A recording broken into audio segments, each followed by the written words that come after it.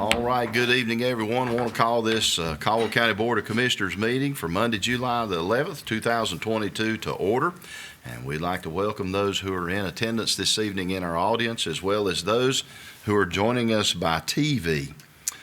So at this time, I'm going to ask Pastor Jim Lee, Senior Pastor at Calvary Advent Church, to come up and have our invocation, and that'll be followed by our Pledge of Allegiance, and Commissioner Jeff Branch will lead us in that. So welcome, Pastor.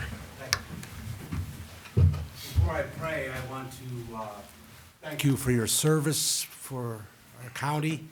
And this marks a milestone at the end of this month that we moved here 45 years ago and have began our pastorate at Calvary 45 years ago. And we love Lenoir, we love Caldwell County, and we're planning to retire here. This is our home, and we thank God for this place in our county. Yes, May we sir. bow our heads in prayer. Father, thank you for your many blessings. We're grateful, Lord, for this beautiful day you've granted us. We're thankful, Lord, for the county that we live in, a county that reflects your creation, Lord, in many, many ways. We're grateful for the beauty that we see throughout the seasons of the year. And we're thankful, Lord, for the blessings of living in a place that we love dearly. And we just pray, Father, that you will bless this meeting. I pray that you will bless our commissioners. Grant them your wisdom, Lord, as they discern matters that affect us all. And we pray, Lord, that always they will be mindful of the betterment of our county and all things that would glorify you. So may you be in the midst of this meeting. May you guide and direct. We pray in Christ's name. Amen. Amen. Everyone face the flag, salute, pledge. I pledge allegiance to the flag of the United States of America and to the republic for which it stands, one nation, under God, indivisible, with liberty and justice for all. All right, thank you, everyone. Are there any amendments to our agenda this evening? No amendments. Hearing that, what's the pleasure of the board in adopting our agenda this evening? Mr. Chair, I move that we accept this evening's agenda as the county clerk has presented. All right, any other discussion or comment? All in favor say aye. Aye. Any opposed? And that motion carries. And before we start, I'd like to mention that was brought to my attention earlier. Today marks the 100th anniversary of the Dysart-Kendall American Legion. And so I just wanted to mention that and thank those folks there and the American Legion Hall and all that they do for our county and our veterans as a whole and what they've done for us as a community, a state, and a nation. And so just wanted to mention that on this occasion for them. And with that, then we'll move into our first item this evening on the agenda. And I think everybody's here, hopefully. We are? Okay, Will. And so our first item is a recognition of Megan Hudson, our 2022 Special Olympics gold medalist. And our presenter this evening is Chera Taylor? Chera? I tried. But you ladies come on up and I assume, do you have something you want to read or say or? Just a little bit. Yes, ma'am. Good evening. This is Megan Hudson. She's been involved with our agency for many years. She's currently with our Adult Services Guardianship Program.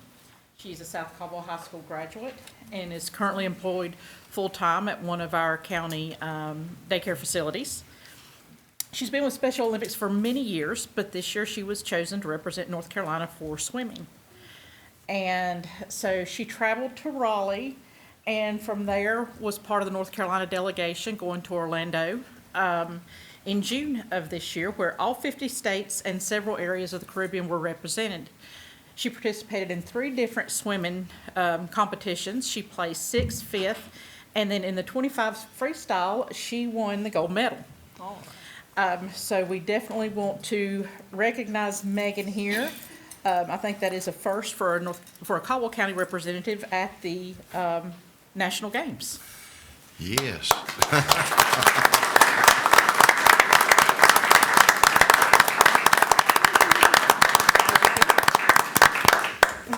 Congratulations, and well deserved, I'm sure.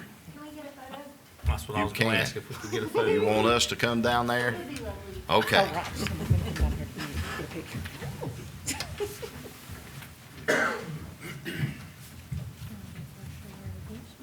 It's up to you, or I can hold them, whatever you want me to. I'll hold those. Okay. You can head on up here.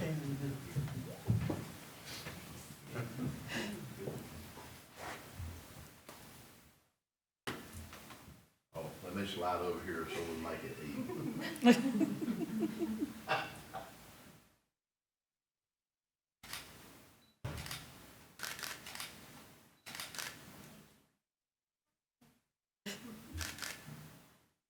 All right. Congratulations. Thank you. Congratulations. Great job.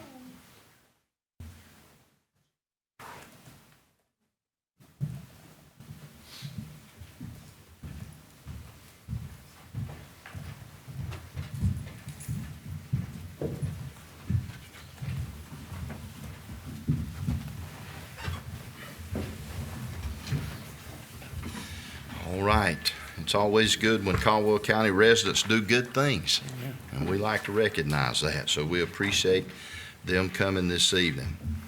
Our next item on the agenda is a quasi-judicial hearing for a special use permit for a RV/tiny home. And so Miss Shelly Stevens, our planning director, is with us this evening, and then, of course, our county attorney is here, and we're going to turn the meeting over to him to conduct this part of the meeting in the quasi-judicial hearing. So, Mr. Lackey. Thank you, Mr. Chairman. We don't have anyone who has signed up for this hearing. Is there anyone here who wishes to testify at the hearing on the application for a special use permit? No? All right. Then, Ms. Stevens, I'll ask you to be affirmed by the clerk for our hearing. You affirm that the testimony you are about to give in this matter will be the truth, the whole truth, and nothing but the truth. This your solemn affirmation. I do. Okay.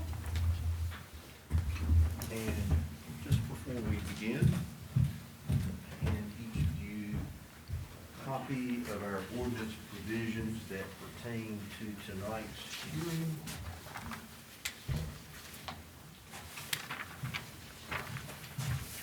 Thanks, sir. Chairman, Commissioners, all the attorneys make his way there. Just before I close this, they had a citizen call and ask about the hearing tonight. They found a misprint on the mail notices that went out to the surrounding property owners that had the public hearing located at the DHHS building. We're still within the statutes, so what we did was had them posted on the doors there, and then Kim, our deputy planning director, went back to make sure if anybody needed to come over here, they were directed to do so. But the advertisement went out, which is what we need to do, for official legal notice is correct and accurate. Yes, what she did is she accidentally left the HHS building address from the planning board memo she had sent on the Board of Commission memo. But again, the legal ad, she put the 905 West Avenue Northwest, and there are signs on the door.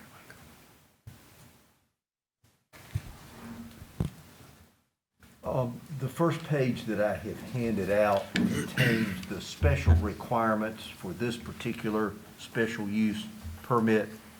This is an application for a special use permit to put an RV. In this case, it's a tiny home on a lot in the RA20 zone. And this is about as simple as any special use permit goes in terms of the ordinance requirements. The evidence at tonight's hearing has to show that the property is no less than 10 acres and that the recreational vehicle, again, in this case, the tiny home, will not be visible from a public road, public river or stream, or any surrounding properties. And then the next page that I have given you are the findings that you have to make with regard to any special use permit, which is that if it's allowed, it will not adversely affect the health or safety of persons residing or working in the neighborhood of the proposed use, and it will not be detrimental to the public welfare or injurious to property or public improvements in the neighborhood. And so, Ms. Stevens, you have been affirmed by the clerk, is that correct? That's correct. Would you please state your name and your education, training, and experience in land use planning, please? Okay, sure. My name is Shelly Stevens, and I went to undergrad for public policy at UNC Chapel Hill, and then I got my master's degree in urban planning from the University of Illinois at Urbana-Champaign. And I have a little bit of experience in the private sector with land use planning, and about 7, well, actually going on closer to 10 years in the public sector, but 7 years here with Caldwell County. And Ms. Stevens, have you reviewed the application that was submitted for this special use permit? I have. And would you tell us about that application and what your review and your conclusions? Yes, sir, I will. So I'm going to give an overview and explain what was in the application. And just as a reminder, the application itself serves as evidence on behalf of the applicant, and that's in your packets. He may also testify if he would like, but it sounds like no one was interested in testifying tonight, so this will serve as testimony, and then also the planning board's recommendation will be provided at the end. And just as a quick reminder, a special use permit hearing, a quasi-judicial evidentiary hearing, is one that is quite objective as opposed to our legislative rezoning hearings that have some subjectivity. So if the requirements of the zoning ordinance are met and there's no evidence of harm to health, safety, and welfare, then issuance of the special use permit is required. So the applicant is Amita Patel, and Mr. Patel as well, who I believe said he is coming tonight. And then the property owner is Geovisha Properties, LLC. And the location is specifically 5485 Liberty Road, and that's a Granite Falls address, but it's in the unincorporated area, obviously, of Caldwell County, the property in question. And this is south of Dry Ponds Road, east of Connolly Springs, and north of Lake Roadhiss and abutting Lake Roadhiss in southwestern Caldwell County. And we'll look at a picture of the property here in a moment. And it's currently very wooded on the site, as you'll see in this aerial photo, and if you went out to the site, you would see that as well. There's minimal floodplain adjacent the site, obviously, with Lake Roadhiss, and I say minimal because there's not much floodplain there, given that it is a controlled lake. And it's also in the watershed critical area, which isn't too pertinent to this case, given there wouldn't be a lot of impervious surface involved. The acreage is 42.74 acres, on which he would like to locate his special use, and the zoning of the parcel is residential agricultural. And the surrounding zoning is also residential agricultural for single-family uses and for agricultural uses to the north, south, east, and west. And then there's also some sawmills ETJ, extraterritorial jurisdiction zoning, to the northeast that's R20, which is typically single-family zoning. And the specific request the applicant has tonight is for a tiny home that is also an RV. And so the applicant would like for that to be a principal use on this property, meaning no house or anything like that, just citing the RV as the main use with potential accessory structures and things of that nature in the future, but with the RV itself being the main use. And here is the location. You can see off Liberty Road, south of Dry Ponds Road as mentioned. And again, it's 42.74 acres, so almost 43 acres, a very large parcel there. And the applicant did also provide renderings in their application, which is not required, but they wanted to give everyone an idea of what this might look like. And it's approximately 12 feet by 33 feet, and it would be 396 square feet total. And you can see what it would look like here. It is, again, an RV, and it would be RV Industry Association certified. And I have information on that if anybody's interested in learning more about that. It also would be used for 2 to 3 night stays, and potentially for Airbnb rental, which is a short-term rental company, and that is allowed in that zoning district by right. They also would have well water and septic hookup, as well as power to the site, which is a public set of improvements, and they do argue in their application that the power would improve the site and therefore benefit health, safety, and welfare of the county. And there are a lot of companies, they wanted to note that there are a lot of companies that build these, and they specifically sought out a Lenoir company, Campfire Homes, to construct their RV to support the local economy here. And so this just shows the actual parcel with the driveway, and you can see the gated entrance there. And there is a gate currently, a green gate, and they would keep it gated. Whether they change that gate or not, they're unsure at this time. But the RV would be located down at the bottom there where you can see the red indicated, and it would be fully buffered. They said they'd plan to leave as many trees as possible, and the RV would not be visible from Lake Roadhiss or any of the neighboring properties or the road. And so, per the zoning ordinance, special use permit section, there are 2 conditions for citing RVs as principal uses in this district. And the first is that the parcel be over 10 acres. And again, the second is that it's not visible from a public road, public river or stream, or surrounding properties. And the applicant would meet both of those, as his application serves as testimony to that, or evidence of that. And health, safety, and welfare is looked at with the special use permit because that's a requirement in our zoning ordinance. So typically, health, safety, and welfare is something you look at with legislative hearings, with rezonings, but because it's in our zoning ordinance, it is a requirement. And we have not received any evidence, meaning the planning board or staff, that this would harm health, safety, or welfare. And again, it couldn't be hearsay, it would have to be evidence. For example, an appraisal report, things like that. But again, the applicant did make the argument in their application that they would be adding improvements to this parcel via the power and also the well and septic. And there is, as David mentioned, a finding of fact draft in your packets there for the fact-finding process. And the planning board's recommendation is approval, since, again, they do meet all of the special use permit requirements. And it is important to remember that you are allowed to add conditions if you would like. It's typical for special uses listed in an ordinance in multiple planning jurisdictions all over. It's like this. There are lots of special uses that have no conditions listed or very minimal number of conditions. And that is because the more technical uses like cell towers tend to have more conditions listed in the ordinance, but that's so that the board can add conditions if they would like. So some special uses are in the ordinance so that the board can see them and decide if they need to add conditions, and others that are more technical tend to have a long list of conditions. So this one only happens to have 2, and they do meet both of those conditions. And the planning board's recommendation was approval. They did not suggest any additional conditions. Ms. Stevens, based on your review of the application, in your opinion, does this meet all the requirements of our ordinance for the issuance of the special use permit? It does. Any questions for Ms. Stevens from the board? I've got one question.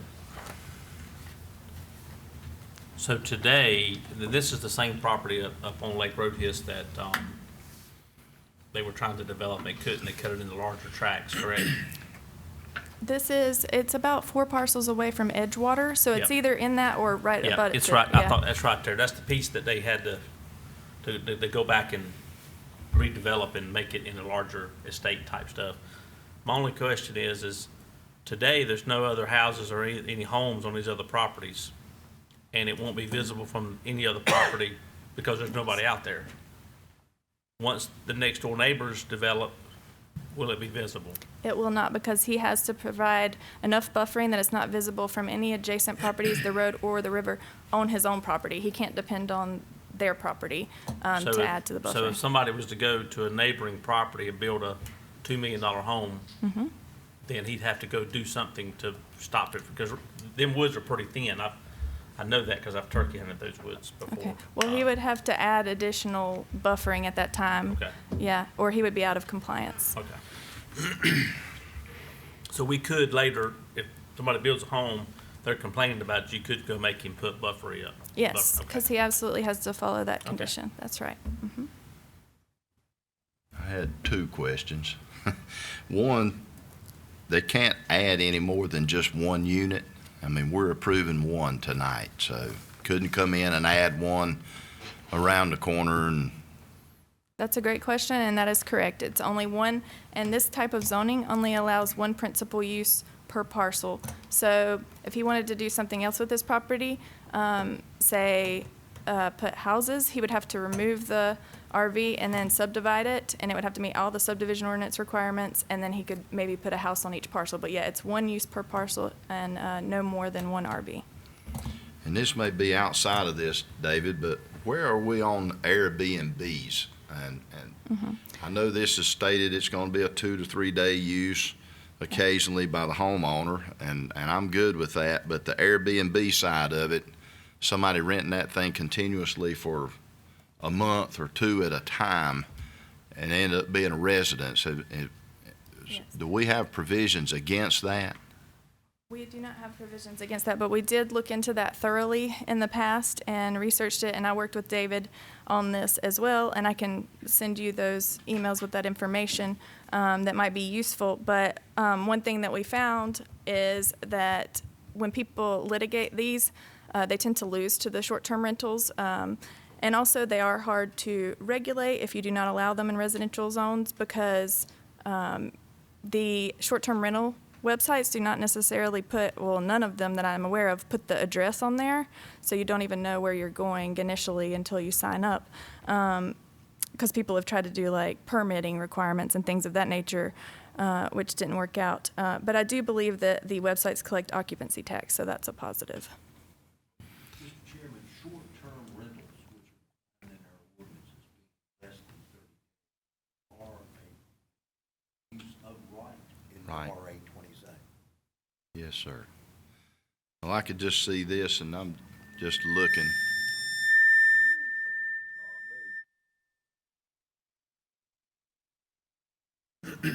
But I could see this becoming some.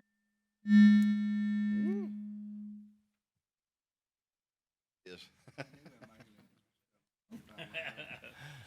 I could see somebody living off the grid in this particular unit on 47 acres of land, moving in there.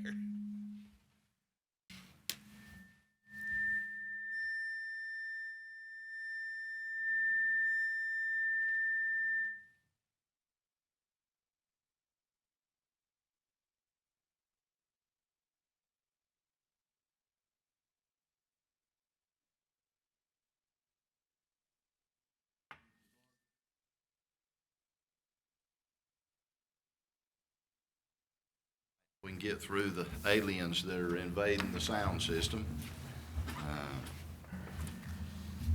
I will call, or I guess the hearing, do we need to declare that closed? Well, it's not really a public hearing, it's a Okay. quasi-judicial hearing. but- Yes, sir. All right, so with that, then I'll call the question of what the pleasure of the board is this evening in adopting this special use permit for this RV/tiny home. And would that include, Mr. Chairman, the findings of fact and order that is attached to the agenda?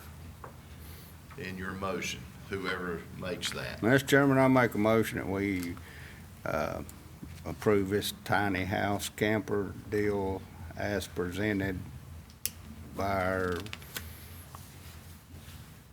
people, by our attorney. What, do I need to put something else in there to?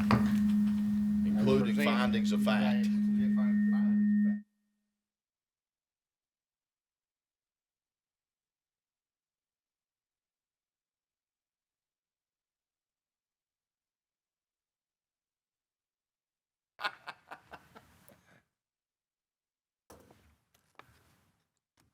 All right, so we have a motion to approve this special use permit. Turn it off, Eric. All those in favor of adopting this evening signify by saying aye. Aye. Any opposed? And that motion carries. And so thank you, Shelly, for keeping us in line there. Thank you. Yes, ma'am. All right, next item up for decision is a call for public hearing for ambulance franchise agreement. And our Chief Dino DiBernardi of our Emergency Services Director is with us this evening to enlighten us of what we're going to call for a public hearing for. Thank you. Audio issues, promise. I'm calling for a public hearing for the potential granting of a franchise agreement to North State Medical Transport to provide interfacility discharges and scheduled non-emergency transports for Caldwell County. General Statute 153A 250 states the county may by ordinance franchise ambulance services provided in the county to the public and at large whether the service is based inside or outside the county, which Caldwell has done. The two components that specifically relate here are grant franchises to ambulance operators on terms set by the board, which of course this would. And then the second, make it unlawful to provide ambulance services or to provide within the county, which the county has done. So although we will not be altering an ordinance, we would be potentially granting a franchise for these services to be provided in augmentation of the 911 services that are currently provided in the county. North State Medical Transport's based out of Raleigh. They serve 14 counties currently in the central and eastern portion of the state. The two most western counties are Person and Orange counties. Carly Coward has been our point of contact. She has been great to work with us as well as with the hospital. They are initially offering an ALS, Advanced Life Support crew, 24 hours a day, and a BLS, a Basic Life Support crew, 12 hours a day. It is the recommendation of Emergency Services to proceed with the public hearing. We're asking that the public hearing be set for the August 8th meeting. The general statute also states that before it may, county may adopt an ordinance pursuant to this subsection, the Board of Commissioners must first hold a public hearing on the need for ambulance services. The board shall cause notice of the hearing to be published once a week for 2 consecutive weeks before the hearing. After said hearing, you can take whatever course of action that you deem necessary. Following, if you are to proceed with the public hearing for the next meeting, we will also provide in your next month's packet the formal recommendation, the update of the system plan, and the semi-application that is required per the ordinance that Caldwell County currently has for granting a franchise agreement to North State Medical. All right, I'm sure there's going to be more information on this all to come, because I've got questions, but I'm not asking them now. You can absolutely ask. We're well positioned to answer the questions if you have some, and if they aren't, a lot of them will be answered in the application process. I figure that most of mine will be when I see the application, so. Okay. All right, with that, I'll make a motion that we call for the public hearing for August the 8th, our next appointed commission meeting, to hear the recommendations as well as public input on ambulance franchise agreement and their expansion thereof. So, any other comment or discussion? All in favor say aye. Aye. Any opposed? And that motion carries. So, Thank you. thank you, Dino. Next is an item for decision. We're going to call for a public hearing for a land acquisition on Helton Road, and our EDC director, Miss Deborah Murray, is with us this evening. Good afternoon. Good afternoon. I asked Dino if he got rid of the gremlins, so I'm hoping he did. The county established a new industrial site development program not too long ago, which was designed to encourage further new industrial investment and continue our economic success in the county. A 30-acre site has been identified in Sawmills on Helton Road just off of 321A. And this site is a great value and great potential. And you can see on the slide there, it's actually 2 parcels. The one that is to the right of 1281, the number's there. And then the other, which is, below that, it looks like a hammer. You can see there. And then the one below that, on the bottom left-hand corner, both of those properties outlined in heavy yellow. There is a business sort of operating on one of them, and it will be cleaned off, and the other hasn't been occupied in some time.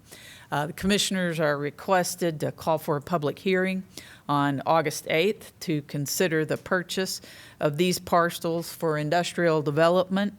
The proceeds will be derived from the closing, which took place last week, of the property that we sold to a company in Granite Falls, the 66 acres located on New Farm Road.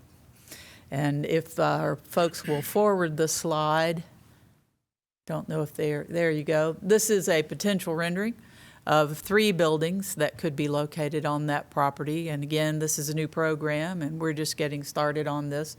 But we'd like the opportunity to develop this, and with the potential of several hundred jobs at the county's average wage, which is very, very strong. All right. So hearing Ms. Murray's recommendation, I'll entertain a motion to call for that public hearing. Mr. Chair, I move that the Caldwell County Board of Commissioners schedule and conduct a public hearing at its regularly scheduled meeting on Monday, August the 8th, 2022, to receive public comment on the proposed acquisition of the fee simple interest in 2 tracts of real property located on the Helton Road in the town of Sawmills for economic development purposes. And I move further that the clerk to the board be directed to cause the attached notice of public hearing to be published in the Lenoir News Topic at least 10 days before the scheduled hearing. All right, any other comment or discussion? All in favor say aye. Aye. Any opposed? And that motion carries. Thank you. So thank you. Thank you, Deborah. Next is a budget amendment establishing a special revenue fund for opioid settlement. Our county manager, Mr. Donald Duncan. Chairman, members of the board, we received our opioid settlement, the first tranche of funds, just before the end of the fiscal year, but after we'd adopted the budget. And so as part of the requirement with the North Carolina General Statutes and the Attorney General's Office and the MOA that we've all signed for the opioid settlement, we do have to establish a revolving loan fund or revolving fund where those funds are tracked separately from our budget but are a part of our normal cost way of doing business, so we account for all the funds accurately. If we have to bid anything or purchase anything, it goes through the standard purchasing that we have to do. So our first budget stab at this, as you see attached in the memo, would allow for us to establish a new community paramedic that is focused on opioid addiction and mostly on recovery. So if we intake someone at our corrections facility and they have an addiction problem, we can begin treatment then while we have them. Or, as Ms. Anna Martin, our health director, has requested to use this person in part of that time to also address those who need OB services but are also addicted. So that will be the primary focus here. Now, as we continue with the program and using and expanding Restart, which y'all have launched the last couple of years, this budget will be amended from time to time, and then hopefully we'll get a routine going where we continue as a normal budget process. But this is just the first tranche. We expect to have at least one more during the fiscal year for a potential of $1 million in the first year. Subsequently, our payments will go down over the following 17 years to about $300,000 a year, give or take. There are other settlements that may come in and increase that number that would be attached to this. We just got notice today that there's another tranche that may be coming sooner than we thought. But this is just our first start. So as we continue to expand services, you'll see this modified from time to time at various meetings. I think the biggest concern that we have, and I'll defer to staff to answer any additional questions, is we can only treat for about a 10-day window once they become our patient, and then they have to go into longer term. So the next objective for our group is to determine who's that long-term partner. RHA, who is on our campus now, is establishing a long-term partnership with McDowell County, and they're standing that up, and we're watching that closely to see how that's going to work, and they would like to do the same here for us. So someone that would need, 2, potentially more years of treatment to overcome this addiction. It didn't happen overnight for a person, and they're not going to get out of it overnight. So we have to think about the long-term effects. So how close are we to having some type of long-term? I'd be guessing. I think it all depends on the negotiations and what the delivery is. I would think that probably within the next 2 to 3 months, we'd have something to bring back to this board. I haven't seen anything in writing yet, but a lot of talk. Yeah, well, I'm happy for McDowell, but how do they get ahead of us on that? And RHA's right here in our backyard. I don't know. Literally in our parking lot. Yeah, when we've met with them and they discussed it, that's how they got started, and they'd like to bring the program here. So. Well, you know my feelings about it. We get a lot of money. We have an opportunity. We're never going to fix it. We're never going to stop it, probably, but we can make an impact. with $1 million shot, that's a lot of money to fight this. So this is why I've been asking for people to get together, put their heads together since we knew we were gonna get it a year ago. Yeah. And we've not, I guess, I ain't gonna say we haven't done that, but I know we have done that, but that long-term situation is the issue. Yeah, the long-term partner is the one that we want to be the most sure about. Since we can't provide that care, we've got to find somebody who's in that, whether it's someone like a Via Health or others, but also working with someone that is across agencies where we may first be introduced to them in corrections, but we also have to work through them with the social services and public health. So it's more of developing the system. And then for our parts, as the citizens who are not addicted, we're all impacted. So dealing with the family, I think, is the next big thing. I completely agree. I guess I'm just a little disappointed that McDowell is ahead of us when they're in the parking lot. And we have a commissioner here who sits on the board over there, so, of course, they may have one too, I don't know, but you would think.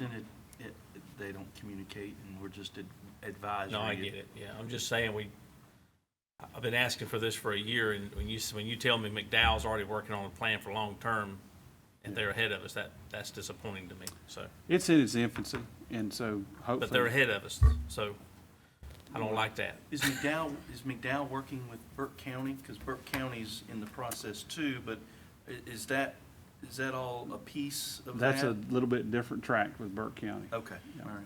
Yeah, Burke County has reached out to everyone that surrounds them, but they haven't got a plan in writing yet either.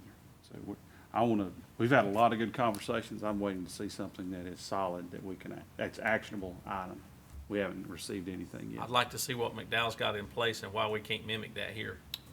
That's what we're hoping to see. I mean, I'd like to see that fairly quickly. There's no reason, if McDowell's already done all the work, there's no reason why we can't piggyback it. Unless there's a reason, unless there's something we don't know about. To my knowledge, they've not done all the work yet. I think it's weeks ahead of us, they don't have a plan that they're stand up and running yet. They're trying to. We'll talk about it offline, but yeah, I've been asking for a year, so, and I was afraid this was gonna happen. We're gonna get the money and not be there, so we could have already been dealing with RHA and having that.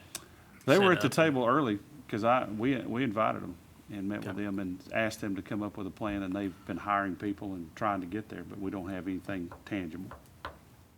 Well, we can do a lot for somebody in 10 days. The problem is, and you're absolutely right, that's not the answer. The answer is Correct. getting them in that, 12-month, 2-year program. Mr. Chairman, you ready for a motion? Yes, sir. Mr. Chairman, I'll make a motion that we establish a special revenue fund for the opioid settlement money. All right, any other comment or discussion on that? All in favor say aye. Aye. Any opposed? And that motion carries. And next, Mr. Josh Angle, our tax administrator, is here this evening for an item of decision on the approval of the 2021 tax collectors settlement and 2022 tax collection charge to the collector. Say that fast 3 times in a row. Good evening. Hey, Josh. I have 2 items that requires the board's action this evening. The first item is in accordance with General Statute 105-373A. The total settlement for the outstanding 2021 real and personal property taxes is $1,152,735.91. I request this settlement to be accepted and the 2021 taxes to be recharged to the tax collector. The second item is in accordance with General Statute 105-323 and 105-352. I request the authorization to collect the 2022 taxes. Such taxes are hereby declared to be a first lien on all real property with the respective taxpayers in the county of Caldwell. All right. So hearing Josh's request this evening, what's the pleasure of the board in authorizing him in this approval of these 2021 tax collectors settlement and 2022 tax collection? Mr. Chairman, I'll make a motion that we approve, we approve the 2021 tax collector settlement and the 2022 tax collection charge to the collector. Is that substantial? Is that what you needed? Is that what you need? All right. We want to make it right, so we don't have to come back at the next meeting. Is that what you needed? That does sound correct, yes, sir. Yes, sir. You got to keep us straight, Josh. You're doing fine. All right. With all of that, is there any other comment or discussion? All in favor signify by saying aye. Aye. Any opposed? And that motion carries. So thank you again, Josh. Thank you. Thanks, Josh. And that moves us then to our consent agenda. And Mr. Donald Duncan, our county manager. Chairman, board members, I'll take items A and B together. This is the settlement of a longstanding civil disagreement between us, Blowing Rock, and Gideon Ridge, and would settle the issue for an amount of $75,000 in repayment of occupancy taxes owed to them that they say they have overpaid, and we'll settle the matter, and we'll execute that tonight, and Mr. Lackey can deliver them a settled agreement and a check tomorrow. Item C is school sales tax collections. They came in better than estimated, and so this will be remitting the school system share of those sales tax. Budget amendment requesting an RFP for technology for broadcasting, which would probably use some of it in this room. Might have helped us tonight a little bit. That just came in, and Paige can answer all the questions about that one, if there are any. We had ARP money set aside for that, but it came in a little bit higher as things do, so we're asking for a small fund balance appropriation to balance that out. Roof replacement at the Resource Center. We've come up with a couple different options for you guys to review.